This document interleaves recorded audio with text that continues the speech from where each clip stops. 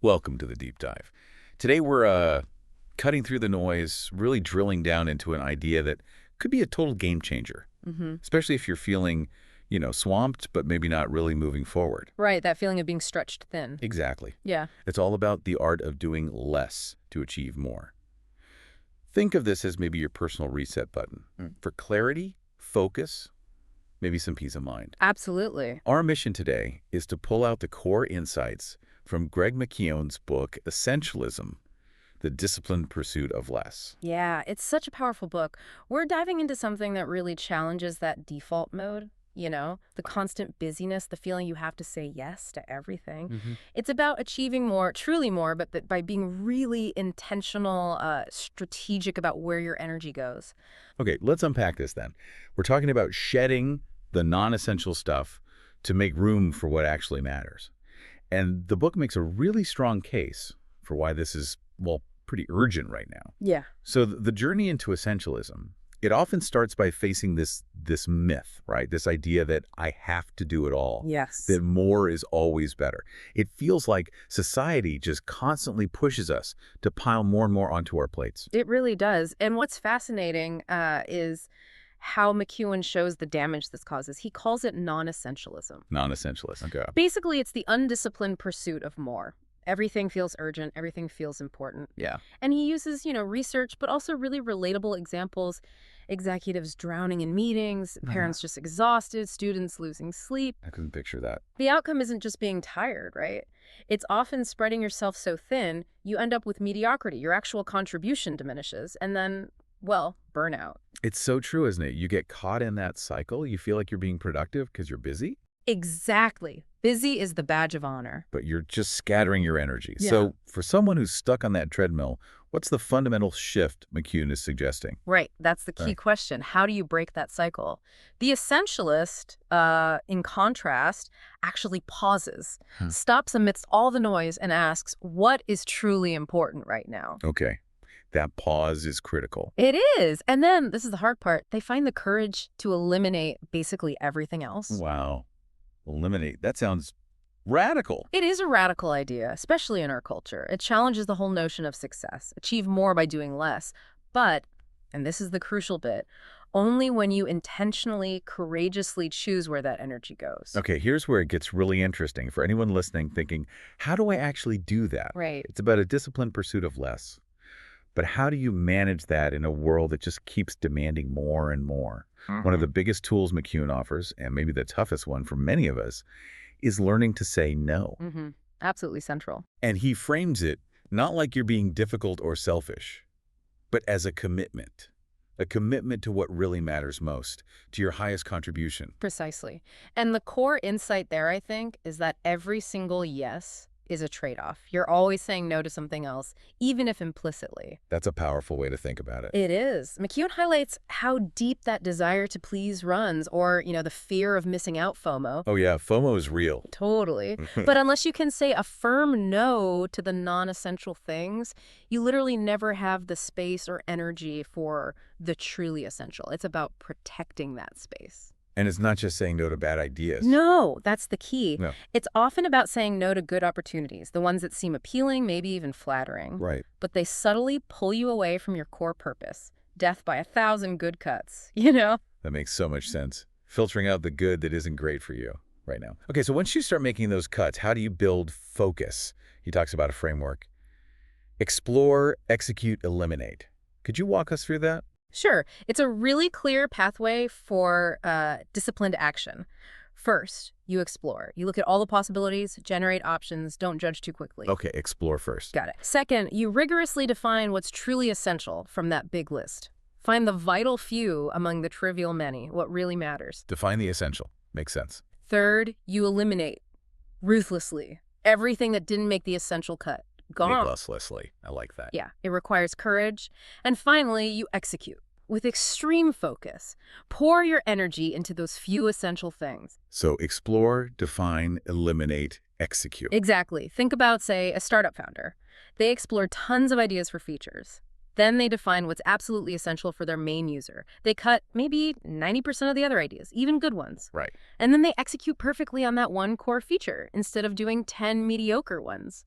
The message is really clear. Success isn't about doing everything. It's about doing the right few things exceptionally well. And it's not just about what you stop doing, is it? Mm. He also emphasizes the other side, proactively creating the right conditions. Mm-hmm. So beyond just saying no, how does he suggest we actually carve out that mental space we need for clarity? Yeah, that's crucial. He gives really practical strategies like protecting time just for reflection, actually scheduling it. Scheduling thinking time. Yes, turning off devices, building buffer time between meetings or tasks, even deliberately doing nothing for short periods. Doing nothing, that feels countercultural too. It does. But the real challenge, she points out, isn't just knowing you should do this, it's defending that space. Defending it. How so? Well, we often let other people fill our calendars just because we haven't blocked out our own essential time first. We see empty space and think it's available. Ah, right. He argues we need to see that space as sacred, productive in its own way. That's where the clarity, the creativity emerges. It's interesting, isn't it, how structure and boundaries actually create more freedom, not less. That is interesting. Structure creating freedom. Okay, this next point really hit home for me, maybe especially for people who are, high achievers or tend to say yes a lot. Mm-hmm. McKeown warns that even good opportunities can be the biggest distractions. Not every good thing is the right thing. That's a tough pill to swallow sometimes. Oh, it's absolutely critical, especially, as you say, for high achievers. McKeown actually calls this specific trap the undisciplined pursuit of more. The undisciplined pursuit of more, okay? And the pattern is kind of insidious. Success brings more options, right? More opportunities come your way. Naturally. Those options turn into obligations, things you feel you have to do. And eventually, those obligations can lead to overwhelm, diffusion of effort, essentially failure to deliver on what matters most. Wow. Success leading to failure if you're not careful. Exactly. The more you do, the more people expect. And unless you learn to protect your focus, learn to say no strategically, you inevitably burn out. It's like the silent killer of ambition. So thinking about creators, entrepreneurs listening, that lesson about deep focus being the real power, that's invaluable. Absolutely. It's so easy to get caught up chasing the next shiny object, the next trend, another project. Mm-hmm. The temptation is always there. But he reminds us, going all in on fewer things means you go deeper. You deliver better quality. And counterintuitively, maybe, you actually grow faster in the long run. I remember a time when I was just saying yes constantly to every request, trying to be everything to everyone, and I just hit a wall. Total burnout. I think many listeners can relate to that. Yeah. And reading McKeown's work then, it felt like a lifeline.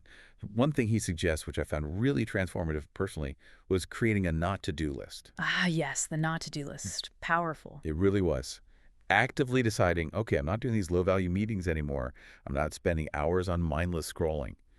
And instead blocking out time for deep, focused work. The results were tangible. More peace, actual progress, way more energy. And that really raises the question for you, the listener. How can you apply this in your own life? McKeown makes it clear.